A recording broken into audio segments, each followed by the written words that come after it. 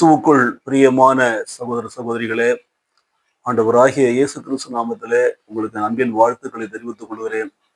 தேவனுடைய பெரிதான கிருபையினாலே இன்றைக்கும் நாம் சத்திய வேதத்திலிருந்து தேவனுடைய வார்த்தைகளை தியானிக்கும்படி கர்த்தர் நமக்கு கிருபை பாராட்டி இருக்கிறார்.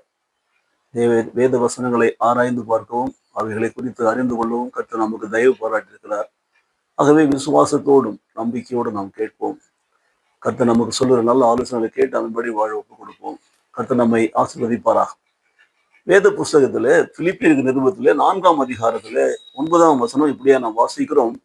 நீங்கள் என்னிடத்தில் கற்றும் அடைந்தும் கேட்டும் கண்டும் இருக்கிறவர்களே எவைகளோ அவைகளையே செய்யுங்கள், அப்பொழுது சமாதானத்தின் தேவன் உங்களோடு இருப்பார்.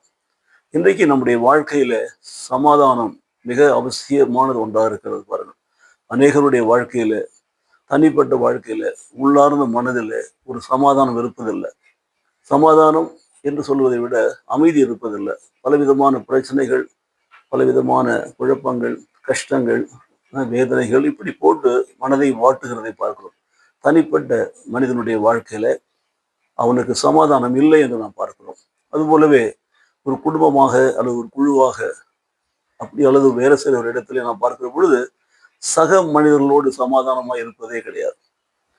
அவர்களுக்குள் ஒருவருக்கு ஒருவர் மார்க்க பேதங்கள், கொள்கை குழப்பங்கள், வேண்டாவிதமான விருப்பு வெறுப்புகள், அதன் அடிப்படையில பலவிதமான சமாதான குலைச்சலை பார்க்கிறோம். ஒருவர் சமாதானமாகவும் ஐக்கியமாகவும் வாழ முடியறதில்லை. இந்த உலகத்துல இன்றைக்கு பார்க்கிற காரியங்கள் எல்லாம் அப்படித்தான் இருக்கிறது. எந்த ஒரு இடத்திலுமே மக்கள் மத்தியிலே சமாதானம் இல்லாமல் இருக்கிறதை பார்க்கிறோம். ஆகவே இந்த நாளிலே ஆண்டவர் நமக்கு கொடுக்கிற ஆலோசனை சமாதானமாய் நாம் வாழ வேண்டும் என்பதுதான். ஆகவே தான் காட் ஆஃப் பீஸ் என்ற தலைப்பிலே, சமாதானத்தின் தேவன தலைப்பிலே நாம் தியானிக்கிறோம். ஏனென்றால் சமாதானத்தை கொடுக்கிறவர் அவர் தான், சமாதானத்தை உண்டு பண்ணுறவர் அவர் தான்.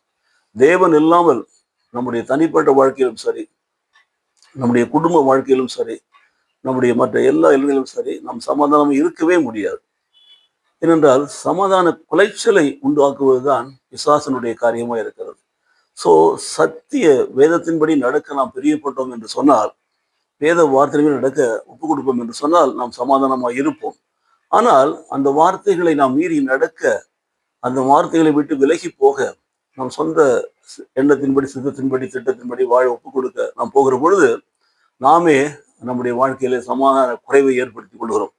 அல்லது சுற்றிலும் உள்ள மற்ற அவுட் சைட் ஃபோர்ஸ் என்று சொல்வார்கள், வெளிப்புறத்தில் வரக்கூடிய அந்த சக்திகள், அந்த வார்த்தைகள், அந்த பேச்சுகள், அந்த உதாரணங்கள், அந்த கதைகள் எல்லாம் நம்முடைய வாழ்க்கையில சமாதான குறைவை ஏற்படுத்தக்கூடியதா இருக்கிறது. பாருங்கள், வாழ உலகம் அப்படிப்பட்டதா இருக்கிறது.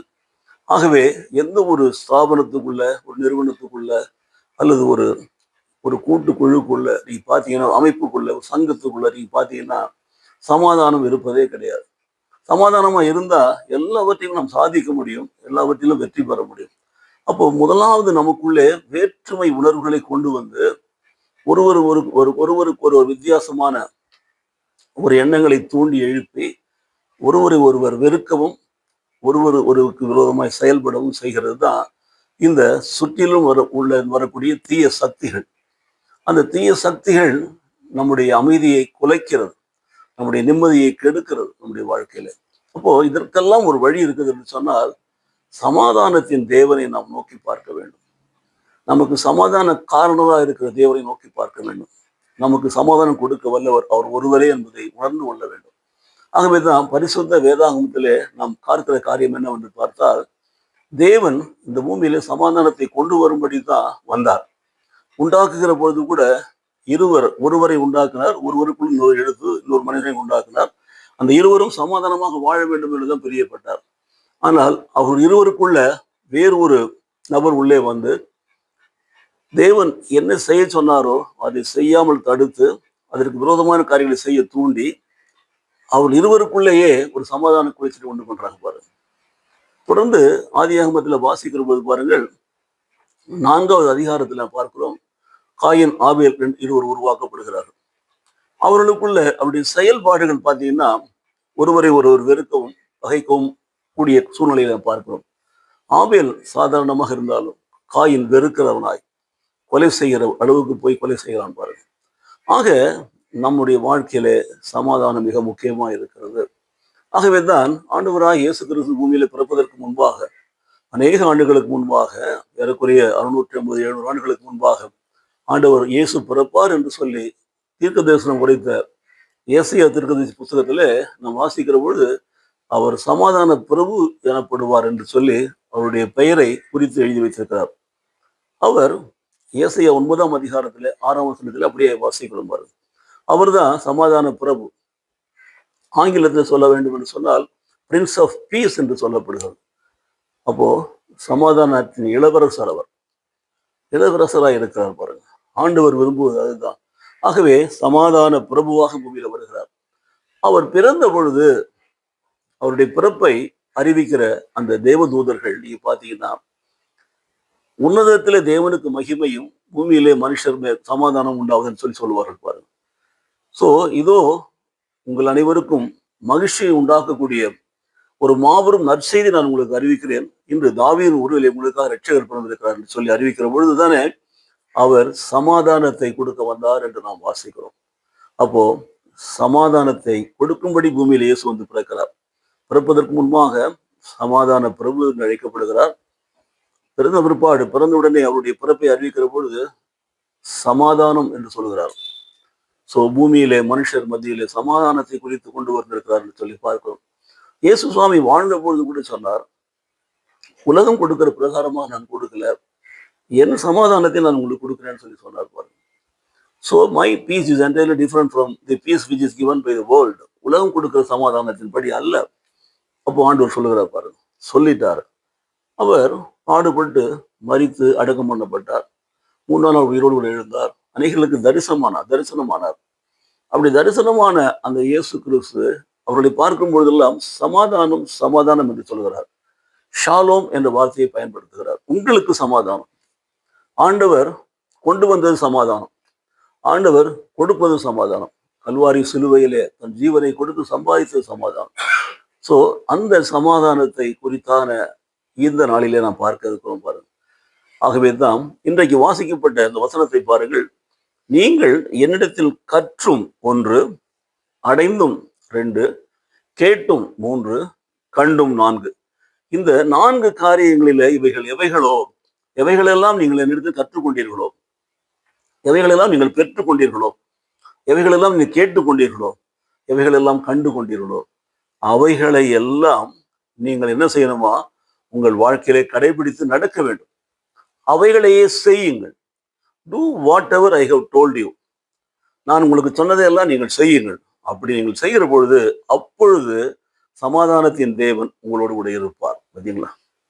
இன்றைக்கு இந்த பூமியில நாம் வேற எங்கேயும் கடையில சமாதானத்தை வாங்க முடியாது. மளிகை கடையில வாங்க முடியாது, துணி கடையில வாங்க முடியாது, பலசரக்கு கடையில வாங்க முடியாது, எங்கேயும் வாங்க முடியாது. It is not sold. அது விற்கப்படுவது கிடையாது. அது சமாதானம் என்பது ஆவியானவருடைய ஒரு மேலான கொடை. ஆவியானவர் கொடுக்கிறார். அன்பு, சந்தோஷம், சமாதானம் சொல்லப்பட்டிருக்கு. சமாதானம் it is just like it is a quality. அது ஒரு பண்பு. அப்போ அது தேவனால் மாத்திரம்தான் கொடுக்க முடிகிறது என்று பார்க்கிறோம். அந்த சமாதானத்தை நாம் பெற்றுக்கொள்ள வேண்டும் என்று சொன்னால் அந்த சமாதானம் நமக்குள்ளே வர வேண்டும். அந்த சமாதானத்தின் தேவன் நமக்குள்ளே வந்து வாசமா இருக்க வேண்டும்.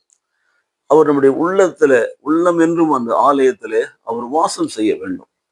சமாதானம் அங்க இருந்துச்சுன்னா அங்கிருந்து சமாதானம் வெளியே வரும். நம்முடைய வாழ்க்கையில நம்முடைய வாயின் வார்த்தைகளே சமாதானம் வரும். சமாதானம் உள்ளவர்கள் பாக்கியவான்னு சொல்லி வேதத்தில் சொல்லப்பட்டிருக்கிறது. ஆகவே நம்முடைய கைகளின் கிரிகளிலே சமாதானம் வரும். நாம் செய்கிற காரியங்களில் சமாதானம் வரும். அப்போ நமக்குள்ளே சமாதானத்தின் தேவன் வர வேண்டும் என்று சொன்னால், சமாதானம் வர வேண்டும் என்று சொன்னால் ஆண்டவராகிய இயேசு கிறிஸ்துவினுடைய போதனைகளை நாம் கற்றுக்கொள்ள வேண்டும். அந்த போதனைகளை நாம் ஏற்றுக்கொள்ள வேண்டும். அவைகளை கேட்கிற பொழுதெல்லாம் சொந்தமாக்கி கொள்ள வேண்டும். அவைகளை காண்கிற பொழுதெல்லாம் அதுதான் நம்முடைய வாழ்க்கையின் இலக்கணம் என்று சொல்லி நாம் முடிவு செய்து அதன்படி நாம் வாழ வேண்டும்.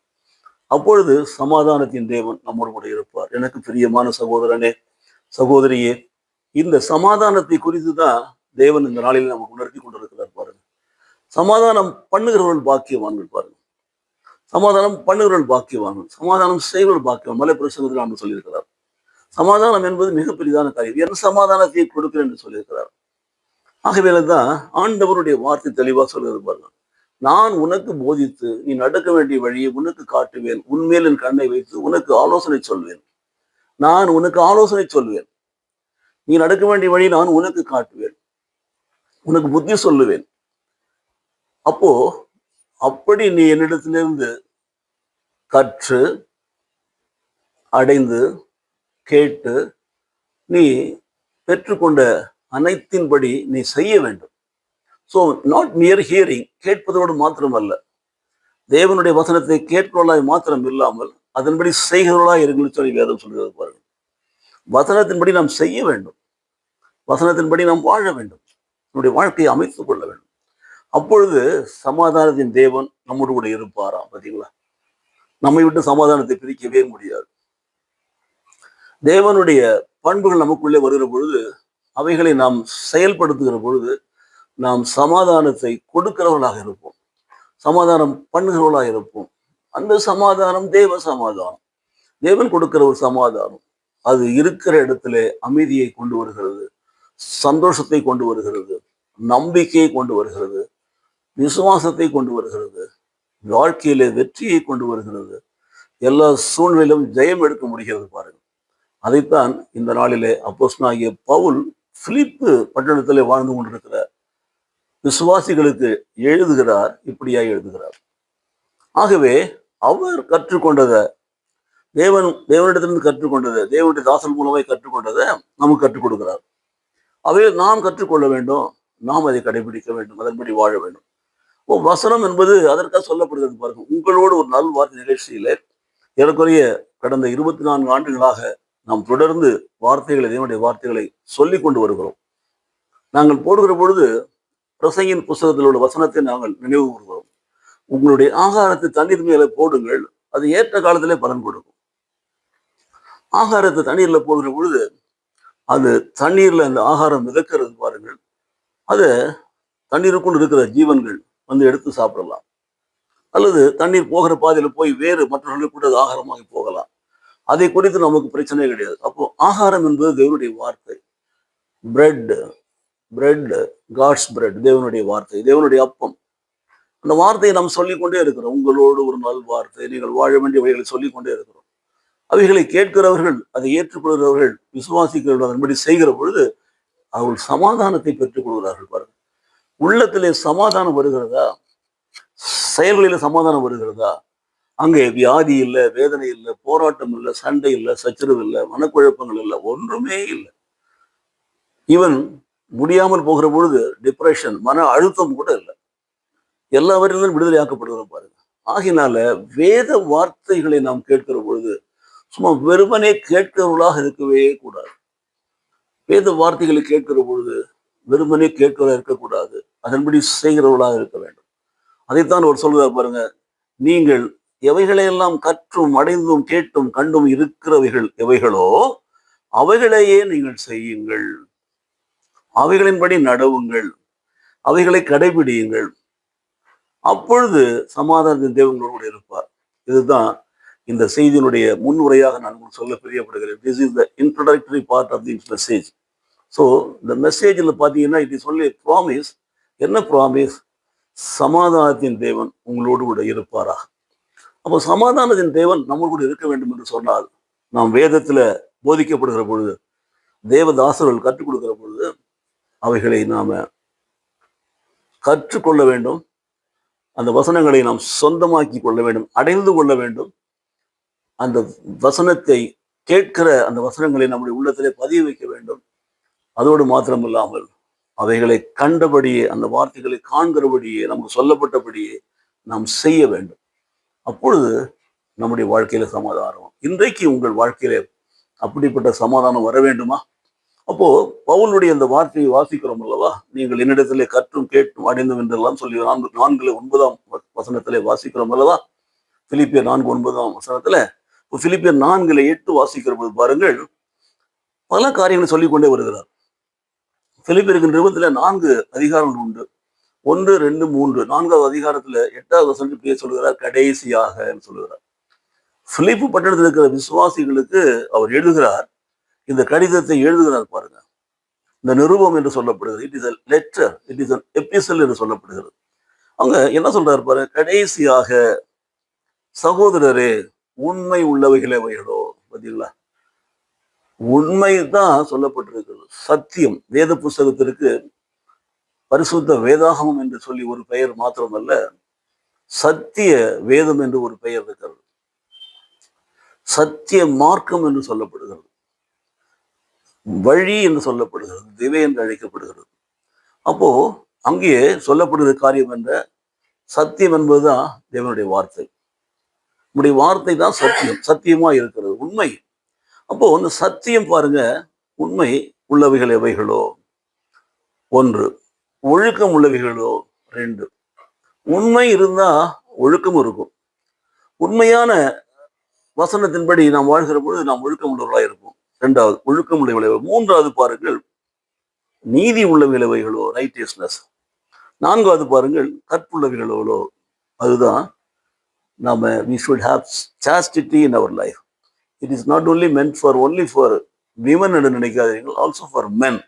கற்பு என்பது மிக மிக முக்கியமான ஒரு காரியம். சரி, அடுத்தது அன்புள்ள விளைவைகளோ, நற்கீர்த்தி உள்ள விளைவைகளோ, புண்ணியம் எதுவோ, புகழ் எதுவோ, இவைகளையே இந்த காரியங்களை எல்லாம் நீங்கள் சிந்தித்து கொண்டே இருங்கள். அதுதான் உங்களுடைய சிந்தனையில இருக்க வேண்டும். நம்முடைய சிந்தனையில வேதத்தை வாசிக்கிறோம். வேதம் உண்மை, சத்தியம், அவைகள் உள்ளத்தில் இருக்கணும். அவைகளை சிந்தித்து கொண்டே இருக்க வேண்டும். அதுதான் பைபிள் சொல்லுகிறது பாருங்க. சத்தியம், சத்தியம் உள்ள விளைவுகளோ, உண்மை உள்ள விளைவுகளோ. பார்த்தீங்களா, அப்போ ஆண்டவருடைய வசனம் சொல்லுகிறது, சத்தியத்தையும் அறிவீர்கள், சத்தியம் உங்களை விடுதலையாக்கும். அப்போ சத்திய வேத வார்த்தைகளை நாம் தியானித்துக் கொண்டே இருக்கிற பொழுது பாருங்க, நம்முடைய இருதயத்தின் நினைவுகளா இருக்கணும், நம்முடைய சிந்தனைகளா இருக்கணும், சிந்தனை காரியங்களா இருக்க வேண்டும். அப்போ சிந்தையிலே சிந்தித்து கொண்டே இருக்கணும். அதுதான் நாம் நினைத்து கொண்டே இருக்க வேண்டும், அசை போட்டு கொண்டே இருக்க வேண்டும். பாருங்க, ஒரு மாடு புல்லை மேய்கிறது, கிடைக்கிற இடத்துல வைக்கோல் என்னென்ன கிடைக்கிறதோ நிறைய அப்படியே சாப்பிட்டுக்கிட்டே இருக்கும். சாப்பிட்டு வயிறெல்லாம் நிரப்பி வச்சுக்கும், அவ்வளவுதான். அதுக்கப்புறம் ஓய்வாய் போய் ஒரு இடத்துல அமர்ந்து அந்த சாப்பிட்ட உணவை திரும்ப கொண்டு வந்து அதை நாகாலே மென்று மென்று அசை போட்டு அதிலிருந்து தனக்கு தேவையான எல்லா சத்துக்களையும் அது உறிந்து கொண்டு பாருங்க. ஸோ வசனங்களை கேட்கிறோம், வார்த்தைகளை நாம் கேட்கிறோம், பைபிளை வாசிக்கிறோம், போதகர்கள் சொல்றாங்க, கேட்கிறோம், உள்ளத்துல நிறுத்தி வைக்கிறோம், அவைகளை சிந்தித்து கொண்டே இருக்க வேண்டும். அசை போடுதல் என்று அர்த்தம். ஸோ தேவனுடைய வார்த்தையை சிந்தித்து கொண்டே இருந்தோம் என்று சொன்னால், அந்த சிந்திக்கிற அந்த வார்த்தைகள் பாருங்க, அது அசை போடுவதை போல அது ஜீரணமாகிறது. அந்த வார்த்தைகள் நம்முடைய இரத்தத்திலே கலக்கிறது, அது இரத்த ஓட்டத்திலே போகிறது பாருங்க, அது நம்முடைய சுவாசமாக மாறுகிறது. So by that word only we live. நாம் வாழ்கிறோம். அப்படி நாம் வாழ்கிற பொழுது பாருங்கள், அது நம்முடைய சுவாசமாய் மாறுகிற பொழுது வி ஆர் அலைவ், நாம் உயிருடன் இருக்கிறோம். அப்போ அந்த சுவாசத்தை மூச்சை இழுத்து வெளியில விடுறோம். அப்படி மூச்சு இழுத்து வெளியில விட்டுட்டு இருந்தா தான் நான் ஜீவனோடு இருப்போம். மூச்சு விடுறது இழுக்கிறது நின்று போச்சுன்னா செத்து போயிடுவோம், டெட். உயிருடன் வாழ்வதற்கு அது தேவை. சாப்பாடு சாப்பிட்றோம், சத்துள்ள பொருளை சாப்பிட்றோம், அது ஜெரிக்கிறது, அதுல இருந்து சத்துக்கள் எல்லாம் ஆக்சிஜன்லாம் அப்படி மாறி உடலுக்குள்ள போகிறது, ரத்த ஓட்டத்தை சரிப்படுத்துகிறது, நான் பார்க்கிறோம், வேலை செய்ய தெம்பு கொடுக்கிறது. அதுதான் வசனத்தை வாசி கேட்கிற பொழுதுதான் அது சுவாசமாய் மாறுகிறது. அது நம்முடைய விசுவாசமாய் மாற வேண்டும். உண்மை உள்ள விளைவுகளோ, அது விசுவாசமாய் மாறினால், நீ விசுவாசித்தால் தேவனுடைய மகிமையை காண்பாய். நீ விசுவாசிக்கிறபடி உனக்கு நடக்கும் பாருங்க. அப்ப என்ன ஆகிறது பாருங்கள், அந்த சமாதான வார்த்தைகள் உள்ளே வருகிற பொழுது, அதை அசைப்படுகிற பொழுது, அது ஜீரணமாகிற பொழுது நமக்கு சமாதானம் உடலிலே ஓடுகிறது. இதயத்திலிருந்து மேலும் கீழும் போகக்கூடிய நல்ல இரத்தத்திலே அந்த சமாதானம் கலந்து போகிறது, கலந்து போய் சமாதான கிரியைகளை செய்கிறது பாருங்க. அது நம்முடைய சுவாசமாய் மாறுகிறது, அது விசுவாசமாய் மாறுகிறது. அதை சிந்தித்து கொண்டே இருக்கிற பொழுது சமாதானத்தின் தேவன் நமக்குள்ளே வாசமாய் இருக்கிறார். இது உண்மைக்கு மாத்திரமல்ல, உண்மை உள்ளவர்கள் மாத்திரமல்ல, ஒழுக்கம் உள்ளவர்களுக்கும் பொருந்தும். ஒழுக்கம் உள்ளவர்களுக்கு மாத்திரம் இல்ல, நீதி உள்ளவர்களுக்கு பொருந்தும். ஸோ நம்முடைய உடலிலே ஓடக்கூடிய இரத்தத்திலே உண்மை உள்ளவைகள் இருக்கும், ஒழுக்கம் உள்ளவைகள் இருக்கும், நீதி உள்ளவைகள் இருக்கும், கற்புள்ளைகள் இருக்கும், அன்புள்ளைகள் இருக்கும். பாருங்க, நம்முடைய ரத்தம் கெட்டு போகல, சுத்தமா இருக்குது, சுவாசிக்க முடியுது, ரத்த ஓட்டம் சரியாக இருக்குது, எல்லா வேலையும் செய்ய பலன் இருக்கிறது. பவுல் சொல்வார்ல, என்னை பலப்படுத்துகிற கிறிஸ்துவினால எல்லாவற்றையும் செய்ய எனக்கு பலன் உண்டு என்று சொல்லி பலன் இருக்கிறது. அப்போ நற்கீர்த்தியில் உள்ளவைகள் அங்க இருக்கிறது, புண்ணியங்கள் அங்க இருக்கிறது, பாரு, புகழ் அங்க இருக்கிறது. இவர்களை சிந்தித்து கொண்டே இருக்கணும். இதுதான் சொல்றாரு. இது சொல்லிட்டு தான் நீங்கள் இடத்துல கற்றும் அடைந்தும் கேட்டும் கண்டும் இருக்கிறவர்களையே நீங்கள் செய்யுங்கள், அப்பொழுது சமாதான தேவன் கூட இருப்பார். ஆகவே நம்முடைய வாழ்க்கையில இந்த உண்மை உள்ளவைகளை, நீதி உள்ளவைகளை, கற்புள்ளவைகளை, ஒழுக்கம் உள்ளவைகளை, அன்புள்ளவைகளை, நற்கீர்த்தி உள்ளவைகளை நாம் எப்பொழுதும் சிந்தித்து கொண்டே இருப்போம். அது நம்முடைய நினைவாக இருக்கட்டும், நம்முடைய நம்முடைய எண்ணங்களாக மாறட்டும், அந்த எண்ணங்கள் நம்முடைய செயல்களாய் மாறட்டும். அவைகளை நாம் செய்து கொண்டே இருப்போம். அப்பொழுது சமாதானத்தின் தேவன் நம்மோடு கூடவே இருப்பார். ஹல்லேலூயா. பிரியமானவர்களே, இதுதான் சமாதானத்தின் தேவனுடைய ஆலோசனையை கேட்கிற பிள்ளைகளுக்கு தேவன் கொடுக்கிற மிக பெரிதான ஒரு ஆலோசனை. தேவன் உங்கள் உள்ளத்திலே வந்து உங்களுக்குள்ளே வாசமாயிருந்து உங்களை சமாதானத்துல நிரப்புகிற பொழுது நீங்கள் சமாதானத்தின் கருவிகளாக, தூதர்களாக நீங்கள் மாறுவீர்கள். நீங்கள் அந்த வார்த்தையின்படி செய்கிற பொழுது மற்றவர்களுக்கு சமாதானத்தை கொடுப்பீர்கள். சமாதானம் இருக்கிற இடத்துல சமாதானம், வசிக்கிற இடத்துல சமாதானம், சண்டை கிடையாது, சச்சரவு கிடையாது, போட்டி போராட்டம் கிடையாது, எல்லாருடைய குற்றங்களையும் மன்னிக்கிறோம், எல்லாரையும் ஏற்றுக்கொள்கிறோம். பாருங்க, எவ்வளவு மேலான ஒரு பண்பு பார்த்தீங்களா? ஆனால் இன்றைக்கு அப்படிப்பட்ட சமாதானத்தை பார்க்க முடிகிறதா? அப்படிப்பட்ட உண்மையான ஒரு சமாதானத்தை காண முடிகிறதா? காரணம் என்ன? தேவனுடைய வார்த்தையை ஏற்றுக்கொள்கிற ஆட்கள் இன்றைக்கு குறைவாக இருக்கிறார்கள். தேவனுடைய சத்திய வார்த்தைகளை விசுவாசிக்கிற ஆட்கள் குறைவாக இருக்கிறார்கள். அதன்படி செய்கிறவர்கள் குறைவாக இருக்கிறார்கள். ஆகவே சமாதான குலைச்சல் இருக்கிறது. தனி மனுஷனுடைய வாழ்க்கையில உள்ளத்துல சமாதானம் இல்லை என்று தொடங்கி, இருக்கிற குடும்பத்துல சமாதானம் இல்லை, வசிக்கிற பகுதியில சமாதானம் இல்லை, இருக்கிற ஊர்ல சமாதானமா இல்லை, இருக்கிற நாட்டுல சமாதானம் இல்லை, நாடுகளுக்குள் நாடுகளுக்கு சண்டை, ஊருக்கு ஊரு சண்டை, கட்சியின் சண்டை, மனுஷனுக்கு மன சண்டை, எங்க பார்த்தாலும் கொலை கொள்ளை அநியாயங்கள் பெருகி கொண்டிருக்கிறது. பாருங்கள், சமாதான குலைச்சலுக்கு காரணம் என்ன? உண்மை இல்லை, ஒழுக்கம் இல்லை, நீதி இல்லை. இதெல்லாம் இருக்குன்னு சொன்னா என்னிடத்திலே நீங்கள் கற்றுக்கொண்டவைகளையும் கேட்டுக்கொண்டவைகளையும் அறிந்து கொண்டவைகளையும் கண்டு கொண்டவைகளையும் உங்கள் வாழ்க்கையில கடைபிடித்து நீங்கள் செய்தால் உங்களுக்கு சமாதானம் இருக்கும். அதுதான் வேதம் நமக்கு சொல்லுகிறது. இன்றைக்கு பார்க்க போகிற முதலாவது காரியம், இந்த சமாதானத்தின் தேவன் உங்களோடு கூட இருப்பார் என்ற அந்த வார்த்தையை நாம் தியானிக்கிற பொழுது, the God of peace will be with you, he will dwell in your heart என்று நான் பார்க்கிற பொழுது, இந்த சமாதானத்தை குறித்த ஒரு வசனத்தை நான் வாசிக்கிறேன், கவனிகள். அப்போஸ்தலனாகிய பவுல் ரோமாபுரியருக்கு நிருபத்துல 16ஆம் அதிகாரத்துல 20ஆம் வசனம் இப்படியே சொல்லுகிறது, சமாதானத்தின் தேவன் சீக்கிரமாய் சாத்தானை உங்கள் கால்களின் கீழே நசுக்கி போடுவார். நம்முடைய கர்த்தராகிய இயேசு கிறிஸ்துவினுடைய கிருபை உங்களுடன் இருப்பதாக. ஆமென். கிருபை, grace, grace of the God, God's grace should be with us. தேவனுடைய கிருபை என்பது இலவசமாய் கொடுக்கப்படக்கூடிய ஒரு காரியம். கிருபை, கிரேஸ் என்று சொல்லக்கூடிய அந்த வார்த்தையை பார்த்தாலே இட் இஸ் given freely. அதுக்கு பணம் கிடையாது, அதுக்கு கூலி கிடையாது, அதுக்காக பாடுபட்டு உழைத்து கஷ்டப்பட வேண்டியதில்லை. இலவசமாய் கொடுக்கிறார், கிருபையை கொடுக்கிறார். யார்? தகுதி இல்லாத பிள்ளைகளுக்கு. இப்போ தேவனுடைய பிள்ளை என்று சொல்வது தகுதி இல்லாமல் பாவத்தில் வாழ்ந்து கொண்டிருக்கும் கிருபையை கொடுக்கிறார், அவருடைய பாவங்களை மன்னிக்கிறார். ஸோ அந்த கிருபை உங்களோடு கூட இருக்கட்டும். தேவ கிருபை இருந்துச்சுன்னா, தேவன் உங்களுக்கு கொடுக்கிறது எப்படின்னா, நீங்க எப்படி இருந்தாலும் தேவன் உங்களை சேர்த்துக் கொள்றார், உங்கள் பாவங்களை மன்னிக்கிறார், உங்கள் அக்கிரமங்களை மன்னிக்கிறார், உங்களை தன்னுடைய இரத்தத்தினாலே கழுவுகிறார், சுத்திகரிக்கிறார், உங்களுடைய பிள்ளைகளை சாணத்தை எல்லாம் பண்றார்.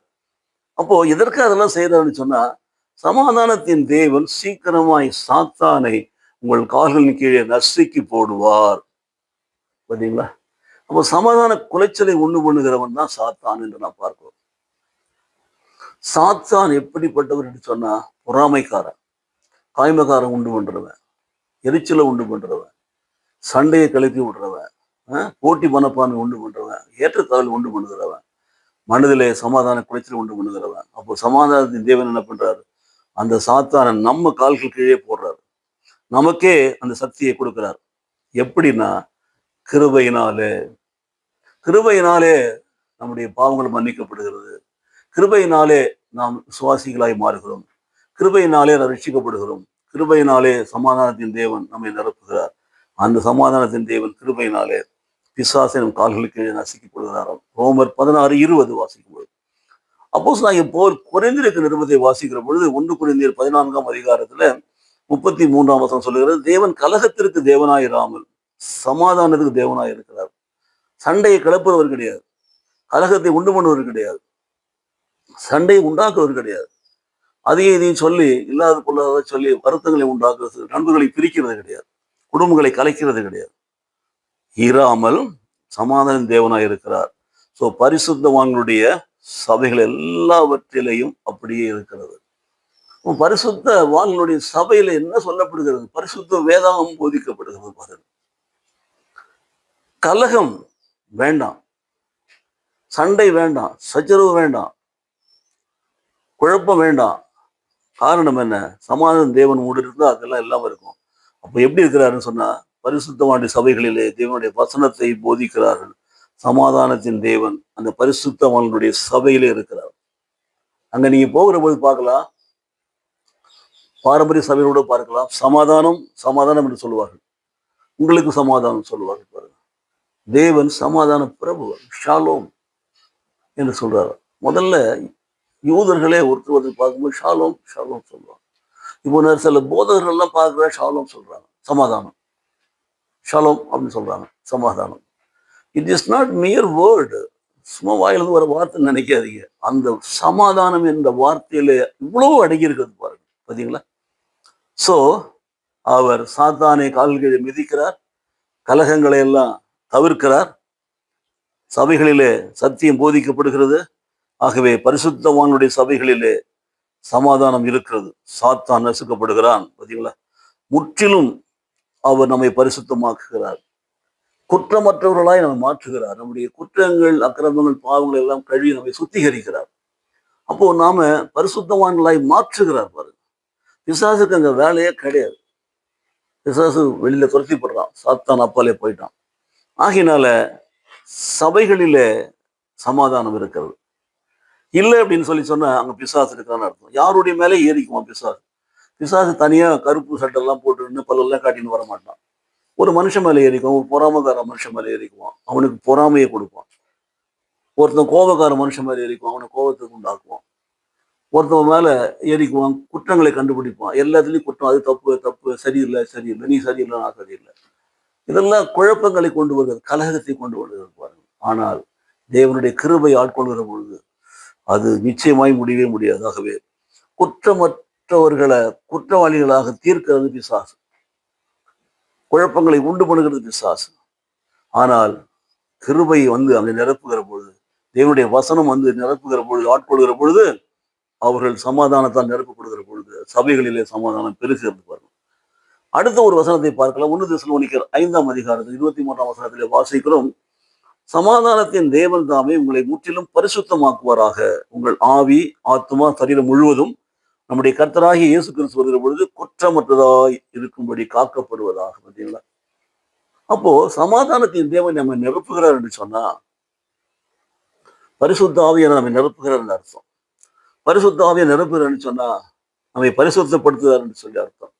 நம்முடைய குற்றங்களையும் நம்முடைய தவறுகளையும் அவர் சுட்டி காட்டுகிறார். இது பாவம், இது செய்யலாம், இது செய்யக்கூடாதுன்னு சொல்லி ஆவியானவர் உணர்த்துகிறார். இது தேவனுக்கு பிரியமில்லாத காரியம், ஆவியானவர் உணர்த்துகிறார். சோ எல்லாவற்றையும் நீக்கி நாம குற்றமற்றவர்களாக பரிசுத்தம் உள்ளவர்களாக நம்மை நிலைப்படுத்துகிறார் பாருங்க. அப்போ நிலைப்படுத்துகிற பொழுது அவர் நம்மை பரிசுத்தமாக்கினதுனால, நம்மை குற்றமற்றவர்களாய் மாற்றினதுனால, நம்முடைய பாவங்களை சுத்திகரித்ததுனால, நம்மை பரிசுத்தமாக்கினதுனால நாம் சமாதானத்தின் தேவனால் நிரப்பப்பட்டிருப்போம் பாருங்க. அந்த தேவன் நமக்குள்ளே இருந்தா நாம் இருக்கிற இடத்துல சமாதானம் இருக்கும். பார்த்தீங்களா? எங்கெல்லாம் இருக்கிறோமோ அங்கே சமாதானம் இருக்கும். அப்போ யாரால் சமாதானத்தினால நிரப்பப்பட்டிருக்கிறார்களோ, சமாதானத்தின் ஆவியினால் நிரப்பப்பட்டிருக்கிறார்களோ, சமாதானத்தை பெற்றிருக்கிறார்களோ அவர்கள் உள்ளத்திலிருந்து சமாதானம் வெளியில புறப்பட்டு வரும். சோ அவருடைய உள்ளத்திலிருந்து சமாதானம் வெளியில வரும். அவர்கள் சமாதானத்தை கொடுப்பார்கள். அவர் இருக்கிற இடத்திலே சமாதானமா இருக்கும். அவர் பேசுகிற வார்த்தைகள் சமாதானமா இருக்கும். அவர் சொல்லுகிற செய்தி சமாதானமா இருக்கும். சண்டையை கிளப்பி விட மாட்டாங்க. எதையாவது சொல்லி வெறுப்பு ஊட்டுற மாதிரி, எரிச்சல் ஊட்டுற மாதிரி சொல்லி சண்டையை உருவாக்க மாட்டாங்க. வருத்தத்தை ஏற்படுத்த மாட்டாங்க. தாழ்ந்து போயிடுவாங்க. அவங்க தவறே செய்யலைன்னாலும் அவங்க குற்றப்படுத்துகிற பொழுது சண்டை போட மாட்டாங்க. ஆர்கியூமெண்ட் பண்ண மாட்டாங்க. ஏன்? சமாதானத்தின் தேவன் நிரப்பி இருக்கிறார். பரிசுத்த ஆவியானவர் நிரப்பி இருக்கிறார். ஆகவே அவரிடத்துல கற்றும் அடைந்தும் கேட்டும் கண்டும் இருக்கிறவர்களை அவள் செய்கிறவர்களாக இருப்பார்கள். ஆகவே சமாதான பிரபு நம்மை நிரப்புகிற பொழுது நாம் சமாதானம் பண்ணுகிறவர்களாக இருப்போம். பிரியமானவர்களே, இந்த 3 காரியங்களை பாருங்க. தேவ கிருபை நம்மை குற்றமற்றவர்களாய் மாற்றுகிறது. தேவ கரம் நம்மை பிசாசின் பிடியிலிருந்து விடுதலை ஆக்குகிறது. தேவனுடைய வார்த்தை நம்மை பரிசுத்தமாக்குகிறது. பாருங்கள். ஆக நாம் சமாதானம் பெற்றவர்களாக, சமாதானத்தை கொடுக்கிறவர்களாக வாழ்வோம். கர்த்தர் நம்மை ஆசீர்வதிப்பாராக. இதை குறித்து நாம் இன்னும் வாசிக்கிற போது பாருங்கள், இந்த சமாதானத்தை தொடர்பு படுத்தி வேறொரு காரியத்தை பார்க்கிறோம். காட் ஆஃப் ஹோப், நம்பிக்கையின் தேவன் நமக்கு சமாதானத்தை கொடுக்கிறாராம். பார்த்தீங்களா? நம்பிக்கை, தேவன் மேல வைக்கிற நம்பிக்கை சமாதானத்தை கொண்டு வருகிறது. So where there is God of peace, there is also God of hope. எங்கெல்லாம் சமாதானத்தின் தேவன் இருக்கிறாரோ அந்த நம்பிக்கையின் தேவன் இருக்கிறார். அப்போ நம்ம நம்பினால்தான் சமாதானத்தை பெற்றுக்கொள்வோம். நமக்கு நம்பிக்கை வர வேண்டும். தேவன் மேல நம்பிக்கை வர வேண்டும். வசனத்தின் மேல நம்பிக்கை வர வேண்டும். ஏற்றுக்கொள்ள வேண்டும். பாருங்க, அதுதான் பைபிள்ல வாசிக்கிறோம். ரோமருக்கு நிருபம் 15ஆம் அதிகாரத்துல 13ஆம் வசனத்துல வாசிக்கிறோம். பரிசுத்த ஆவியின் பலத்தினாலே உங்களுக்கு நம்பிக்கை பெருகும்படிக்கு நம்பிக்கையின் தேவனும் விசுவாசத்தினால் உண்டாகும் எல்லாவித சந்தோஷத்தினாலும் சமாதானத்தினாலும் உங்களை நிரப்புவாராக. பார்த்தீங்களா? அப்போ நம்பிக்கையின் தேவன் விசுவாசத்தினால் உண்டாகும் எல்லாவித சந்தோஷத்தினாலும் சமாதானத்தினாலும் உங்களை நிரப்புவாராக. நம்பிக்கை இருந்தா சமாதானம் வருகிறது. நம்பிக்கை இருந்தா சந்தோஷம் வருகிறது. நம்பிக்கை இருந்தா பரிசுத்தம் வருகிறது. நம்பிக்கை இருந்தா ஜெயம் வருகிறது. பாருங்கள். ஸோ பரிசுத்த ஆவியினுடைய பலத்தினால தான் நமக்கு நம்பிக்கை பெருக முடியும். பரிசுத்த ஆவி இல்லை என்று சொன்னால் நம்பிக்கை பெருகாது. ஆவியின் பலம் நமக்கு நம்பிக்கை ஊட்டுகிறது. பாருங்க, கர்த்தரை நம்பு, கர்த்தரை நம்பு. கர்த்தரை நம்புகிற மனுஷன் செழிப்பான். கர்த்தரை நம்புகிறவர்களுக்கு ஒரு நன்மையும் குறைபடாது. கர்த்தருடைய ஆவியானவர் எங்கு உண்டு அங்கு விடுதலை உண்டு. ஆவியானவர் பலப்படுத்துகிறார், திடப்படுத்துகிறார். ஸோ நம்பிக்கை நமக்குள்ளே வருகிற பொழுது அது நம்மை சமாதானத்தினாலும் சந்தோஷத்தினாலும் நிரப்புகிறதை நாம் பார்க்கிறோம். அப்படி நாம் நிரப்பப்படுகிறதுக்கு காரணமே நம்பிக்கை தான். ஸோ நம்பிக்கையின் தேவன் வருகிற பொழுது சமாதானத்தின் தேவன் வருகிறார். விசுவாசத்தை நமக்கு உண்டாக்குகிறார். அந்த விசுவாசத்தினாலே சந்தோஷமும் சமாதானமும் மகிழ்ச்சியும் நமக்குள்ளே பெருகுகிறது. பாருங்கள், இவைகளெல்லாம் செயல்படுத்துகிறவர் பரிசுத்த ஆவியானவர் தான். Holy Spirit only can give you that peace. Holy Spirit only can give you the hope. பாருங்க, நம்பிக்கை கொடுக்கிறார். சங்கீதம் 42ல 11ஆம் வசனத்தை வாசிக்கிறோம். என் ஆத்மாவே நீ ஏன் கலங்குகிறாய், ஏன் எனக்குள் தேங்குகிறாய் என்று சொல்றார் சங்கீதக்காரன். என்ன சொல்றான் பாருங்க, தேவனை நோக்கி காத்திரு. அப்பா பிதாவே நோக்கி காத்திரு, கர்த்தரை நோக்கி பார். தேவனை நோக்கி காத்திரு. என் முகத்திற்கு ரட்சிப்பும் எந்த தேவனுமா இருக்கிறவனை நான் இன்னும் துதிப்பேன். அப்போ நம்ம செய்ய வேண்டிய காரியம் என்ன? சமாதானம் பெற்றுக்கொள்ள வேண்டும், நம்பிக்கையிலே பெருக வேண்டும் என்று சொன்னால் நம்முடைய உள்ளம் கலங்கக்கூடாது, நம் ஆத்துமா கலங்கக்கூடாது, ஆத்துமா திகைக்கக்கூடாது. மாறாக நாம் எப்பொழுதும் தேவனை நோக்கி அமர்ந்திருக்க வேண்டும். கர்த்தரை நோக்கி அமர்ந்திருக்கணும். தேவனை நோக்கி நாம் அமர்ந்திருந்தோம் என்று சொன்னால், தேவனை நோக்கி நாம் அமர்ந்திருக்கிற காலத்திலே பாருங்க என்ன நடக்கிறது. தேவனுடைய சமாதானம் நம்மை நிரப்புகிறது. நம்முடைய முகத்திற்கு ரட்சிப்பை கொடுக்கிறார். நம்முடைய வாழ்க்கையிலே நமக்கு ஜீவனை கொடுக்கிறார். ஆகவே கர்த்தரை நோக்கி நாம் அமர்ந்திருக்கிற பொழுது நாம் துதித்து கொண்டே இருப்போம். பார்த்தீங்களா? கலக்கம் வருகிறதா, தேவனை துதியுங்கள். குழப்பத்தை பிசாசு கொண்டு வருகிறதா, தேவனை துதியுங்கள். மனதிலே சந்தேகத்தை கொண்டு வருவானா தேவனை துதியுங்கள். துதிக்கிற பொழுதுதானே சந்தேகம் போகும், கலகம் போகும், கலக்கம் போகும், குழப்பம் போகும், பயம் போகும். துதிக்கிற பொழுது நம்பிக்கையால் நிரப்பப்படுவோம். நம்பிக்கை நிரப்பப்படுவோம். துதிக்கிற பொழுது சமாதானத்தின் தேவன் நம்மை நிரப்புவார். நம்ம முகத்தில் ரட்சிப்பை தேவன் வெளிப்படுத்துவார். ஆகவே கர்த்தருக்கு காத்திருந்தா, நம்பிக்கையோடு காத்திருந்தா சமாதானத்தை பெற்றுக் கொள்வோம். சோ காத்திருத்தல் வித் ஹோப் மிக முக்கியம். கர்த்தருடைய சமூகத்திலே காத்திருக்க வேண்டும். சங்கீதம் 43:5 வாசிக்கிறேன். ஆத்துமாவே நீ ஏன் கலங்குகிறாய், ஏன் எனக்குள் தேங்குகிறாய்? தேவனை நோக்கி காத்திரு, என் முகத்திற்கு ரட்சிப்பும் என் தேவனுமா இருக்கிறவரை நான் இன்னும் துதிப்பேன். 43:5 அதான் சொல்லப்பட்டிருக்கிறது பாருங்க. அதோடு கூட 42:11 சொல்லப்பட்டிருக்கிறது. ஒரே ஒரு காரியத்தை புரிந்து கொள்வோம். சமாதானம் பெற்றுக்கொள்ள வேண்டுமா, நம்பிக்கையில பெருக வேண்டுமா, தேவனை துதிப்போம். குழப்பங்களும் சந்தேகங்களும் வருகிற பொழுது, சோதனைகளும் வேதனைகளும் உண்டாகிற பொழுது, சோர்வுகள் வருகிற பொழுது தேவனை துதிப்போம். துதித்து கொண்டே இருப்போம். துதிக்கிற பொழுதுதானே தேவனுடைய மகிமையான பிரசனத்தை உணர்வோம். துதிக்கிற பொழுதுதானே தேவ சமாதானம் நம்மை ஆட்கொள்ளும். துதிக்கிற பொழுதுதானே நம்பிக்கையில இன்னும் காத்திருப்போம், இன்னும் காத்திருப்போம், இன்னும் துதிப்போம், இன்னும் காத்திருப்போம், இன்னும் துதிப்போம். பார்த்தீங்களா? So waiting upon the Lord is nothing but simply waiting upon the Lord with hope. நம்பிக்கையோடு. அப்போ நம்பிக்கையோடு காத்திருக்கிற பொழுது பாருங்கள், துதிக்கிற பொழுது பாருங்கள், கர்த்தர் நமக்கு அந்த நம்பிக்கையினாலே சமாதானத்தை கொண்டு வருகிறார். சமாதானத்தின் தேவன் நம்மை நிரப்பி பலப்படுத்துகிறார் பாருங்க. அந்த நிரப்புதல் தான் இந்த நாட்களில் நமக்கு தேவை. குழப்பங்கள் நிறைந்த உலகத்துல, சோதனை நிறைந்த உலகத்துல, பாடுகள் நிறைந்த உலகத்துல, விபத்துகள் நிறைந்த உலகத்துல, பொல்லாதவர்கள் நிறைந்த உலகத்துல நாம் வாழ வேண்டும் என்று சொன்னால், ஜெயம் பெற வேண்டுமா, ஜெயம் கொடுக்கிற தேவனுக்கு கொடான கோடி ஸ்தோத்திரங்களை ஏறெடுத்து கொண்டே இருப்போம். கலங்க வேண்டாம், குழம்ப வேண்டாம், தேங்க வேண்டாம், பயப்பட வேண்டாம், துதித்து கொண்டே இருப்போம். துதிக்கிற பொழுது காத்திருத்தல் வளரும், பெருகும். காத்திருத்தல் பெறுகிற பொழுது சமாதானத்தினாலே தேவனை நிரப்புவார். அல்லேலூயா. இந்த வசனத்தை வாசிக்கிறேன் பாருங்க. சமாதானத்தை குறித்து இன்னொரு வசனத்தை ஏசாயா தீர்க்கதரிசி புத்தகத்துல 26ஆம் அதிகாரத்துல 3ஆம் வசனம். நாம அடிக்கடி நம்முடைய சபையை பயன்படுத்துகிற ஒரு வசனம் தான். எல்லாருக்கும் தெரிந்த வசனம். கர்த்தர் நமக்கு வாக்குத்தத்தமாய் கொடுத்த ஒரு வசனம். உம்மை உறுதியாய் பற்றி கொண்ட மனதை உடையவன். உண்மையே நம்பி இருக்கிறபடியினாலே, நல்ல கவனிங்க, உண்மை உறுதியாய் பற்றி கொண்ட மனதை உடையவன். மனதை உடையவன், மனதில் அந்த உறுதி வேண்டும். உண்மையே நம்பி இருக்கிறபடினாலே, ரெண்டாவது பாத்தீங்கன்னா நம்பிக்கை இருக்கணும். நீர் அவனை பூரண சமாதானத்துடன் காத்து கொள்வீர். பார்த்தீங்களா? உண்மை உறுதியாய் பற்றி கொண்ட மனதை உடையவன். மனமது செம்மையானால் மந்திரமே ஜெபிக்க வேண்டாம் என்று சொல்வார் உலகத்துல பார்க்கலாம். ஆனால் கர்த்தரை அறிந்த நாம் நம்முடைய மனதில உறுதியாய் இருக்க வேண்டும். உண்மை உறுதியாய் பற்றி கொண்ட மனதை உடையவன். மனசுல என் ஆண்டவர் தான் இருக்கிறார். என்ன வந்தாலும் நான் நம்புவேன். என்னை யார் கைவிட்டாலும் நான் அவரை தான் பிடித்துக் கொள்வேன். என் வாழ்க்கையில என்ன வியாதி வேதனை வந்தாலும், என்ன தோல்வி வந்தாலும், என்ன கஷ்டம் வந்தாலும், என்ன அவமானம் வந்தாலும் நான் அவரையே பற்றி கொள்வேன். உண்மை உறுதியாய் பற்றி கொண்ட மனதை உடையவன். அவன் உண்மையே நம்பி இருக்கிறபடினாலே, நல்லா கவனிச்சுக்கோங்க, நம்பிக்கை நீர் அவனை பூரண முழுமையான பரிபூர்ண சமாதானத்துடன் காத்து கொள்வீர். பார்த்தீங்களா?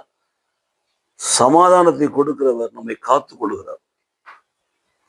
அந்த சமாதானத்தை நம்பிக்கையினாலே கொடுக்கிறார். அந்த நம்பிக்கை நம்முடைய உறுதியினாலே வருகிறது. உறுதியாய் பற்றி கொண்டிருக்கிற மனதை உடையவன் மனம் மாறவே இல்லை. மனசுல அவர் தான்.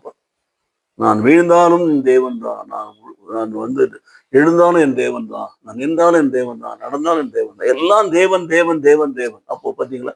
உண்மை உறுதியாய் பற்றி கொண்டிருக்கிற மனதை உடையவன் உண்மையே நம்பி இருக்கிறபடினாலே நீர் அவனை பூரண சமாதானத்துடன் காத்து கொள்வீர். அப்போ சமாதானத்தின் தேவன் நமக்குள்ளே வர வேண்டும் என்று சொன்னால் நமக்குள்ளே உறுதி வர வேண்டும், நம்பிக்கை வர வேண்டும். உம்மை உறுதியாய் பற்றி கொள்ள மனதில் இருக்கணும், நம்பிக்கையா இருக்கணும்.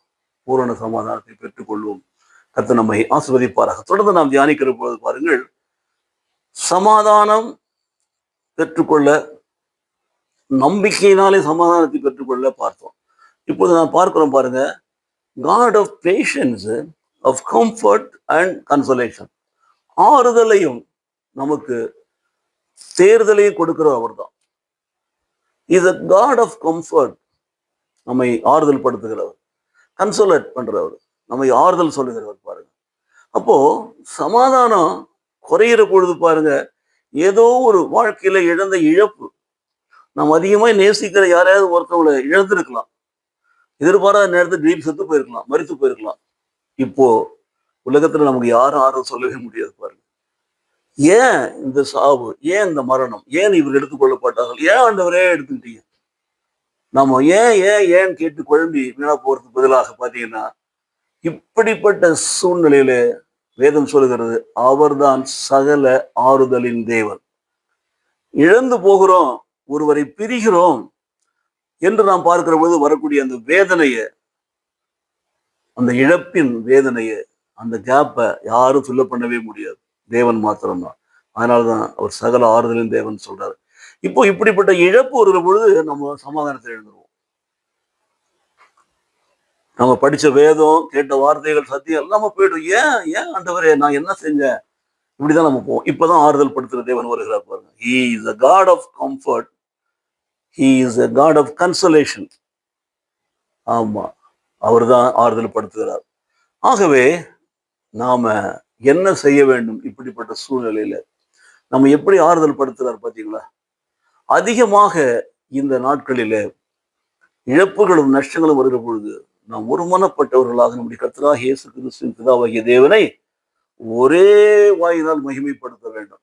அப்பா, அம்மா, அண்ணன், அக்கா, தம்பி, தங்கச்சி, முழு குடும்பமாக, உறவினர்கள் எல்லாரும் சேர்ந்து ஒருமனப்பட்டவர்களாக ஒரே வாய் என்று சொன்னால், எல்லாருடைய வாயிலும் வரக்கூடிய வார்த்தைகள் ஒரே வார்த்தை, சமாதானத்தை வார்த்தை சொல்லுகிறவர்களாய் நாம் மகிமைப்படுத்துவோம் என்று சொன்னால், நம்மை ஆறுதல் படுத்துகிற தேவன் நம்மை சகல ஆறுதலால நிரப்புவார் பாருங்க.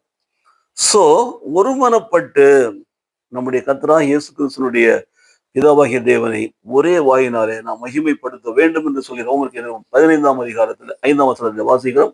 ரோமர் 15 முழுசா வாசிக்கிறோம். 1-2 வாசிக்கிற பொழுது பாருங்கள், நம்மில் ஒவ்வொருவனும் பிறனுடைய பக்தி விருத்திக்கு ஏதோ நன்மை உண்டாகும்படி அவனுக்காக பிரியமாய் நடக்க கடவன்.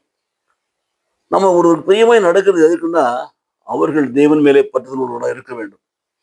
அவர்கள் தேவனை விட்டு பிரிந்து போயிடக்கூடாது. அவர்கள் வாழ்க்கையில வரக்கூடிய கஷ்டங்கள், அவர் வாழ்க்கையில உடைய நஷ்டங்கள்லாம் பார்த்து அவர்கள் பிரிந்து போகவே கூடாது. அப்போ அவர்கள் தேவனுக்குள்ளே இருக்க வேண்டும் என்று சொன்னால், நாம் பிரியப்படும்படியான காரியங்களை நாம் செய்ய வேண்டும். 2 கொரிந்தியர் 1:3 வாசிக்கணும். கர்த்தராகிய இயேசு கிறிஸ்துவின் பிதாவாகிய தேவன் இரக்கங்களின் பிதா, சகலமான ஆறுதலின் தேவனுமாய் இருக்கிறவருக்கு ஸ்தோத்திரம். அவர் தான் இரக்கங்களின் பிதா, சகல விதமான ஆறுதலின் தேவனும் அவர் தான். நம்மை ஆறுதல் படுத்துகிறவரும் அவர் தான். நல்லா கவனிச்சு பாருங்க. So the God of peace, when he is with us, he will give us patience, he will comfort us, he will consolate us. மறந்துடக்கூடாது. ஆகவே எனக்கு பிரியமான சகோதரி சகோதரியே, இந்த சமாதானத்தின் தேவன் நம்மோடு கூட இருக்கிற பொழுது நாம் நம்பிக்கையில உறுதியாக இருப்போம். நம்பிக்கையின் மூலமாக கர்த்தருக்கு இன்னும் காத்திருப்போம், சமாதானத்தை பெற்றுக்கொள்வோம். இந்த சமாதானத்தின் தேவன் நம்மோடு கூட இருக்கிற பொழுது நாம் இன்னும் அதிகமாய் பொறுமை உள்ளவர்களாக இருப்போம், ஒருமனப்பட்டவர்களாக இருப்போம், ஒரே வாயினால் மகிமைப்படுத்துவோம். தேவன் நம்மை ஆறுதல் படுத்துவார். சமாதான தேவன் நம்மோடு கூட இருக்க பொழுது பார்த்தீங்கன்னா, the God of love and peace, when he is with us, அவர் என்ன பண்றாரு? கடைசியாக சகோதரரே, சந்தோஷமா இருங்கள், நற்சீர் பொருந்துங்கள், ஆறுதல் அடையுங்கள், ஏக சிந்தையாய் இருங்கள், சமாதானமாய் இருங்கள். அப்பொழுது அன்புக்கும் சமாதானத்துக்கும் காரணராகிய தேவன் உங்களோடு கூட இருப்பார். 2 கொரிந்தியர் 13ஆம் அதிகாரத்திலே 11ஆம் வசனத்திலே வாசிக்கிறோம் பாருங்க. ஆகவே இப்படிப்பட்ட சமாதானத்தை பெற்றுக்கொண்ட நாம் ஒரு நாளும் அதிலிருந்து பின் வாங்கவே கூடாது, பின்னடையவே கூடாது. அதிலே தான் நிலைத்திருக்க வேண்டும் பாருங்க. அப்ப நிலைத்திருக்க வேண்டும் என்று சொன்னா சந்தோஷமா இருக்கணும், சந்தோஷமா இருக்கணும். நான் இன்றைக்கு காலையில கூட நான் ஒரு ஜெபம் செய்கிற பொழுது, ஒருவருக்காக ஜெபம் செய்கிற பொழுது கர்த்தர் எனக்கு இந்த வசனத்தை நினைப்பூட்டுகிறார். சந்தோஷமா இருங்கள். நான் மறுபடியும் சொல்லுகிறேன், சந்தோஷமா இருங்கள். சோ ஒரு துக்கம், ஒரு துயரம், ஒரு நஷ்டம், ஒரு பாடு, ஒரு வேதனை, ஒரு வலி, உபத்திரவம் வருகிற பொழுது சந்தோஷமா இருங்கன்னு சொன்னா சொல்லுவாங்க, உனக்கு என்ன பைத்தியம் பிடிச்சிருக்கா, நான் என்ன வேதனைப்படுறேன், எவ்வளவு வலி என்னை வாட்டுகிறது, சந்தோஷமா இருன்னு சொல்றீங்களே, எப்படிப்பா முடியும்? அதுதான் தேவனுடைய வார்த்தை ஆறுதல் படுத்துகிற காரியங்கள் பாருங்க. வேத வசனம் தெளிவாய் சொல்லுகிறது, கர்த்தருக்குள் மகிழ்ச்சியா இருப்பதே என் பலன் என்று சொல்றான். So when we lose our strength, பலகீனப்படுகிறோம், வியாதியினால பலகீனப்படுகிறோம். சரியான முறையில் சாப்பிட முடியல, சரியான முறையில் தூக்கம் இல்லை, சரீரத்தில் பலகீனமாயினே போகிறது. We feel very bad about us. Almost we have lost our strength. என்ன, எனக்கு ஒரு பலனும் கிடையாதுப்பா, நான் நிற்க முடியல, நான் நடக்க முடியல, நான் என்ன செய்ய போறேன், எப்படி வாழ போறேன். இதுதான் பலகீனத்தில் சொல்லக்கூடிய வார்த்தைகள். ஆனால் வேதம் என்ன சொல்லுகிறது? உன் பலகீனத்திலே என் பலன் பூர்ணமாய் விளங்கும் என்று சொல்லுகிறது. பார்த்தீங்களா? சோ நம்மளுடைய பலகீனத்தை ரிமூவ் பண்ணிட்டு பலனை கொண்டு வந்து வைக்கணும்னு சொன்னா என்னுடைய வார்த்தை தான். கர்த்தரிடத்தில் மனமகிழ்ச்சியாயிரு, அவர் உன் இருதயத்தின் வேண்டுதல்களை உனக்கு அருள் செய்வார். பார்த்தீங்களா? அவர் கொடுப்பார். அவரிடத்துல மனமகிழ்ச்சியா இருந்தீங்கன்னா அவர் கொடுக்கிறார். பார்த்தீங்களா? ஆகவே சந்தோஷம் எங்கிருந்து வருகிறது? அவர் தான் சந்தோஷத்தை கொடுக்க முடியும். அவருடைய வார்த்தை சந்தோஷத்தை கொடுக்க முடியும். அப்போ சமாதானத்தை நாம் இழக்க போகிற பொழுது துக்கம், கவலை, பயம், நடுக்கம் எல்லாம் வரும். ஆனால் சந்தோஷமா இருங்கள் என்று சொல்லி அப்போஸ்தலனாகிய பவுல் கொரிந்தியருக்கு சொல்கிறார் பாருங்க. ஏனென்றால் சமாதானம் வேண்டுமா, நற்சீர் பொருந்துங்கள். சமாதானம் வேண்டுமா, ஆறுதல் அடையுங்கள். சமாதானம் வேண்டுமா, ஏக சிந்தையா இருங்கள். அப்போ சமாதானமா இருப்பீர்கள். அப்பொழுது அன்புக்கும் சமாதானத்துக்கும் காரணராகிய தேவன் உங்களோடு கூடவே இருப்பார். பார்த்தீங்களா? சமாதானத்தின் தேவன் உங்களோடு கூடவே இருப்பார். அவர் தான் அன்புக்கு காரணமானவர், அவர் தான் நம்பிக்கைக்கு காரணமானவர், அவர் தான் விசுவாசத்தை கொடுக்கிறவர், அவர் தான் நடத்துகிறவர். பார்த்தீங்களா? அப்போ அவர் நமக்குள்ளே இருக்கிறார் என்று நாம் நம்புகிற பொழுது நம் உள்ளத்திலிருந்து சந்தோஷம் வர வேண்டும், நற்சீர் பொருந்த வேண்டும், ஆறுதல் அடைய வேண்டும், ஏக சிந்தை உள்ளவர்களாக இருக்க வேண்டும். இருக்கிற அத்தனை பேருக்குள்ளேயும் சமாதானமாய் நாம் இருக்க வேண்டும். அப்போ தேவன் நம்மோடு இருப்பார். That God of love and peace will be with us. He will be always with us. அப்போ எந்த ஒரு சூழ்நிலையிலும் நாம் அன்பை எழுந்து போக மாட்டோம், எந்த ஒரு சூழ்நிலையிலும் நம்பிக்கை எழுந்து போக மாட்டோம், எந்த ஒரு சூழ்நிலையிலும் நாம் சமாதானத்தை எழுந்து போகவே மாட்டோம். ஏனென்றால் அன்புக்கும் சமாதானத்துக்கானதாய் கர்த்தர் நம்மோடு கூட இருக்கிறார். நாம் செய்ய வேண்டியது கர்த்தருடைய வசனத்தை வாசிக்கிறதோடு மாத்திரம் இல்லாமல், தியானிக்கிறதோடு மாத்திரம் இல்லாமல், செவிக்கிறோடு மாத்திரம் இல்லாமல், அதன்படி நடக்கிறவர்களாய் மாறுகிற பொழுது அங்கதான் சமாதானம் வருகிறது பாருங்க. ஆகவே நீங்கள் என்னிடத்திலே கற்றும் அடைந்தும் கேட்டும் கண்டும் இருக்கிற எவைகளோ அவைகளையே செய்யுங்கள், அப்பொழுது சமாதானம் தேவனோடு இருப்பார். பார்த்தீங்களா? அந்த பவுல் தான் இந்த காரியத்தை நமக்கு சொல்லுகிறார். சந்தோஷமாயிருங்கள். மறுபடியும் சொல்லுகிறேன், சந்தோஷமாயிருங்கள். நீதியாய் நடங்க, சந்தோஷமாயிருங்க. எத்தனை தடவை உங்களுக்கு தோல்விகள் வந்தாலும் திரும்பவும் கர்த்தருடைய வசனத்தின்படி நீங்கள் நின்று நிதானமாய் செய்யுங்கள். கர்த்தர் உங்களுக்கு ஜெயம் கொடுப்பார், உங்களை உறுதிப்படுத்துவார். ஏனென்றால் அவர் உங்களோடு கூட இருக்கிற ஒரு தேவனாய் இருக்கிறார். எங்களால் ஏதாகிலும் ஆகும் என்பது போல ஒன்றை யோசிக்கிறதற்கு நாங்கள் எங்களாலே தகுதியானவர்கள் அல்ல. எங்களுடைய தகுதி தேவனால் உண்டாயிருக்கிறது. இப்போ நான் சொன்ன இத்தனை காரியங்களும் வேத புஸ்தகத்திலிருந்து எடுத்து சொல்லியிருக்கிறேன். நான் உங்களுக்கு சொல்றதெல்லாம் என்னுடைய சொந்த புத்தியோ நான் படிச்சு நான் ஞானத்தினால கிடையாது. பைபிள் என்ன சொல்லுகிறது, தேவனுடைய வார்த்தை என்ன சொல்லுகிறது, அதுதான் சொல்லிக் கொண்டிருக்கிறது. இவ்வளவு நேரம் சொன்ன வார்த்தைகளை நீங்க கேட்டிருக்கீங்க, பைபிள் தான் எடுத்து சொல்லியிருக்கிறோம், சொல்லிக்கொண்டே இருக்கிறோம் பாருங்க. ஆகவே பவுல் சொல்றாரு, அப்போஸ்தலனாகிய பவுல் கொரிந்தியருக்கு 2ஆம் நிருபத்திலே 3ஆம் அதிகாரம் 5ஆம் வசனத்தில், எங்களால் ஏதாகிலும் ஆகும் என்பது போல ஒன்றை நாங்கள் யோசிக்கிறதுக்கு நாங்கள் எங்களாலே தகுதியானவர்களே அல்ல. எங்களுடைய தகுதியெல்லாம் தேவனால் உண்டாயிருக்கிறது. தேவன் கொடுத்த காரியங்களை சொல்லியிருக்கிறோம். முதலாவது, தேவன் எங்களை பலகீனங்களை எடுத்து போட்டு எங்கள் பலகீனங்களை எங்களை பலப்படுத்தி திடப்படுத்துகிறார். எங்களுக்குள்ளே பரிசுத்த ஆவியானவர் வந்து எங்களை நிரப்புகிறார். எங்களுக்குள்ளே தேவனுடைய வார்த்தைகளை வைக்கிறார். அதை விசுவாசிக்கிற கிருபைகளை கொடுக்கிறார். அதுபடி நடக்கிற கிருபைகளை கொடுக்கிறார். நாங்க கண்டும் கேட்டும் அடைந்தும் பார்த்தும் அனுபவித்த காரியங்களை செய்கிற பொழுது தேவன் எங்களுக்கு கொடுத்திருக்கிற சமாதானத்தை நான் உங்களுக்கு சொல்கிறேன் பாருங்க. ஆண்டவர் அதை சொல்லிட்டு போறார், என் சமாதானத்தை நான் உங்களுக்கு கொடுக்கிறேன் என்று சொல்றார். So it is not like the world. உலகம் கொடுக்கிறபடி கிடையாது. தேவ சமாதானம் நமக்குள்ளே வர வேண்டும் என்று சொன்னால் தேவனுடைய வார்த்தையினாலே நாம் நிரப்பப்பட வேண்டும், தேவனுடைய ஆவியானவர்களாலே நாம் நடத்தப்பட வேண்டும். எனக்கு பிரியமானவர்களே, நம்முடைய வாழ்க்கையில என்றைக்கெல்லாம் நாம் தேவனுடைய வார்த்தையின்படி நடக்க ஒப்புக் கொடுக்கிறோமோ தேவன் நம்மை தகுதிப்படுத்துகிறார் பாருங்க. அதுதான் பைபிள்ல வாசிக்கிறோம். ரோமர்கள் 8ஆம் அதிகாரத்தில் வாசிக்கிறோம். யாரையெல்லாம் முன் குறித்தாரோ அவர்களை அழைத்திருக்கிறார். யாரையெல்லாம் அழைத்திருக்கிறாரோ அவர்களையெல்லாம் தேவன் என்ன பண்றாரு? தகுதிப்படுத்துகிறார். தகுதிப்படுத்துகிறவர்களுக்கு தேவனுடைய மகிமையை காண்கிற பாக்கியத்தை கொடுக்கிறார். சோ நம்மை தகுதிப்படுத்துகிறவர் தேவன் தான். அதற்காக தான் அவர் கிருபை என்கிற வார்த்தையை பயன்படுத்துகிறார். காலை தோறும் என்னுடைய கிருபை புதிதாக இருக்கிறது சொல்லி. நாம் we are not worthy to receive anything from God. We are not even worthy to look at him, to see him.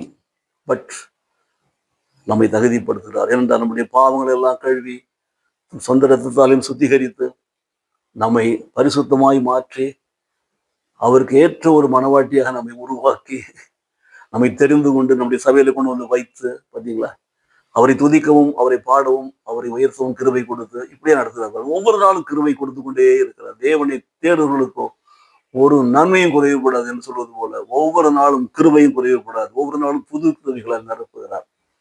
அந்த கிருபை நம்மை நிரப்புகிற பொழுது நாம் பலன் அடைகிறோம். நம் பலகீனத்திலே அவர் பலன் வருகிறது. அது நம்மை பலப்படுத்துகிறது. என்னை பலப்படுத்துகிற கிறிஸ்துவினால் எல்லாரும் செய்ய பலன் என்று சொன்னார். பார்த்தீங்களா, நாம் செய்ய முடியும். எதை செய்ய முடியும்? அவரிடத்துல இருந்து கற்றுக்கொண்டவைகளை, பெற்றுக்கொண்டவைகளை, கேட்டுக்கொண்டவைகளை, கண்டவைகளை நாம் செய்ய முடியும். அதனால்தான் வசனம் சொல்லுகிறது, வெறும் வசனத்தை கேட்பவளை மாத்திரலாம் அதனுடைய செய்கிறவளாயிருங்கள் என்று சொல்லி. ஆக எனக்கு பிரியமான சகோதர சகோதரிகளை இன்னும் தொடர்ந்து நாம் வாசிக்கிற போது பாருங்கள், அப்பொழுது எல்லா புத்திக்கும் மேலான தேவ சமாதானம் உங்கள் இருதயங்களையும் உங்களுடைய சிந்தைகளையும் கிறிஸ்து இயேசுவுக்குள்ளாக காத்து கொள்ளும். பார்த்தீங்களா, இந்த அளவுக்கு வந்த பிற்பாடு அப்போஸ்தலனாகிய பவுல் இதே பிலிப்பியர் 4ஆம் அதிகாரத்துல நம்ம 8 வாசிச்சோம், 9வது வாசி தியானித்தோம் இல்லையா? இப்போ ஒரு படி மேல போற 4ஆம் அதிகாரத்தை 7ஆம் வசனத்தை வாசிக்கிற பொழுது, அப்பொழுது எப்பொழுது நீங்கள் ஜெபத்தினாலும் வேண்டுதலினாலும் தேவனுக்கு நீங்கள் உங்களுடைய தேவைகளை எல்லாம் தெரியப்படுத்துகிற பொழுது. வசனம் சொல்லுகிறது பாருங்கள், பிலிப்பியர் 4ஆம் அதிகாரத்துல 6ஆம் வசனம் சொல்லுகிறது, நீங்கள் ஒன்றுக்கும் கவலைப்படாமல் எல்லாவற்றையும் குறித்து உங்கள் விண்ணப்பங்களை ஸ்தோத்திரத்தோடு கூடிய வேண்டுதலினாலும் ஜெபத்தினாலும் தேவனுக்கு தெரியப்படுத்துங்கள். இன்றைக்கு நம் வாழ்க்கையிலே சமாதானமா இருக்க வேண்டுமா? சமாதான பிரபுவால் நிரப்பப்பட வேண்டுமா? நம்முடைய வாழ்க்கையில் நாம் செய்ய வேண்டிய காரியம் என்ன? ஒன்றுக்கும் கவலைப்படவே கூடாது. பிலிப்பியர் 4:6, நீங்கள் ஒன்றுக்கும் கவலைப்படவே கூடாது. உங்களுக்கு 1000 பிரச்சனைகள் இருக்கலாம், 1000 தேவைகள் இருக்கலாம். ஆனால் எல்லாவற்றையும் குறித்து நீங்கள் என்ன செய்யணுமா? உங்கள் விண்ணப்பங்களை நீங்கள் ஸ்தோத்திரத்தோடு கூடிய ஜெபத்தினாலும் வேண்டுதலினாலும் அவருக்கு தெரியப்படுத்த வேண்டும். பவுல் எவ்வளவு அழகா எழுதுறார் பாருங்க. உங்களுக்கு கவலைகள் 1000 இருக்கலாம், கவலைப்படாதீங்க. ஜஸ்ட் லிஸ்ட் அவுட் தம் 1 2 3 4 5 எழுதிக்கோங்க. எல்லாவற்றையும் லிஸ்ட் அவுட் பண்ணிக்கோங்க. உடல் சரீர சம்பந்தமான உபாதைகள், பாடுகள், வியாதிகள், வேதனைகள் இருக்கலாம். Note down 1 by 1, list out them. ஆவிக்குரிய வாழ்க்கையில் சோர்வுகள், பலகீனங்கள், பின்னடைவுகள் இருக்கலாம். சோதனைகள், தோற்று போகலாம். இச்சைகள் நம்மை பின்னுக்கு தள்ளலாம். ஃபர்ஸ்ட் ஃபைண்ட் அவுட் தம், லிஸ்ட் அவுட் தம். அதெல்லாம் போட்டுக்கோங்க, பட்டியல் போட்டு வச்சுக்கோங்க. என்னால் முடியாது ஆண்டவரே, என் பலன் இதை தாங்க முடியாது, இதனால் என்னை விடுதலை ஆக முடியாது. But I am sure about you, உம்மால் கூடும் என்று நாங்கள் விசுவாசிக்கிறோம். ஆகவே உம்மை உறுதியாய் பற்றி கொண்ட மனதுடையவர்களாக நாங்கள் இந்த கவலைகளை எல்லாம் உங்களுடைய பாதத்திலே கொண்டு வருகிறோம். எல்லாவற்றையும் கொண்டு வருகிறோம் சாமி. எல்லா கவலைகளையும் நான் கொண்டு வரும். உலக பிரகாரமான கவலைகளை, சரீர பிரகாரமான கவலைகளை, ஆவிக்குரிய வாழ்க்கையில அப்பொழுது எல்லா புத்திக்கும் மேலான தேவ சமாதானம் உங்கள் இருதயங்களையும் உங்கள் சிந்தைகளையும் கிறிஸ்து இயேசுக்குள்ளாக காத்து கொள்ளும். அப்போ தேவனுக்கு தெரியப்படுத்தினாலே போதும். தேவன் என்ன செய்யறாரு? நம்முடைய எல்லா விதமான கவலைகளையும் எடுத்து போடுகிறார். நம்முடைய பிரச்சனைகளை எல்லாம் எடுத்து போடுகிறார். எல்லா புத்திக்கும் மேலான தேவ சமாதானத்தில் நம்மை நிரப்புகிறார். நம்முடைய சிந்தைகளை எல்லாம் கிறிஸ்து இயேசுக்குள்ளாக அவர் காத்துக் கொள்கிறார் பாருங்க. ஆக கர்த்தருக்கு நாம் தெரியப்படுத்துகிற பொழுதே நமக்கு விடுதலை கிடைக்கிறது பாருங்க. இன்றைக்கு நிறைய பேர் அதை புரிந்து கொள்ள முடியறதில்லை. ஆண்டவரிடத்துல போய் அழுகிறோம், புலம்புறோம், திரும்ப திரும்ப நம்ம பார்வையிடுறோம். ஆனால் அன்றைய வார்த்தையை நாம கேட்டவர்களாக, கேட்ட வண்ணமாக, கற்றுக்கொண்டவர்களாக, பெற்றுக்கொண்டவர்களாக, அடைந்தவர்களாக நாம் செய்கிறவர்களாக இல்லாமல் நாம் அழுது புலம்புவதனாலோ திரும்ப திரும்ப வருந்தி வருந்தி கேட்பதனாலும் பெற்றுக்கொள்ள போறதே கிடையாது. மாறாக அவரிடத்துல நாம் கேட்ட அத்தனையின்படி நாம் செய்யறவர்களா இருப்போம் என்று சொன்னால் தேவன் சொல்றாரு, எல்லா புத்திக்கும் மேலான தேவ சமாதானத்தாலே நம்மை நிரப்புவார். நம்முடைய இருதயத்தையும் நம்முடைய சிந்தைகளையும் காத்துக்கொள்வார். எல்லா கவலைகளையும் எடுத்து போடுவார். நம்முடைய ஜெபங்களுக்கு பதில் கொடுத்து நம்மை ஆஸ்வதிப்பார். தேவ சமாதானம் நம்மை நிரப்பும் பாருங்க. சமாதானத்தின் தேவன் தாமே உங்களோடு கூட இருப்பார் என்று நாம் முதல்ல பார்த்தோம். 4வது அதிகாரத்துல, பிலிப்பியர் 4ஆம் அதிகாரம் 9ஆம் வசனத்துல. இப்ப 4:7 பார்க்கிறோம், புத்தியாலும் சமாதானத்தை நிரப்புவார் என்று பார்க்கிறோம். ஆகவே நாம் அன்புடன் சத்தியத்தை கை கொண்டு தலையாகிய கிறிஸ்துக்குள் எல்லாவற்றிலையும் நாம் வளரும்படியாக நாம் இருந்தோம் என்று சொன்னால் கர்த்தர் நம்மை சமாதானத்தினால என்றென்றும் நிரப்பி நம்மை பாதுகாப்பார். ஆகவே இப்படிப்பட்ட ஒரு சத்தியத்திற்குள்ளாக இதை கேட்டுக்கொண்டிருக்கிற நீங்கள் அனைவரும் வர வேண்டும் என்பதுதான் தேவனுடைய சித்தம் பாருங்க.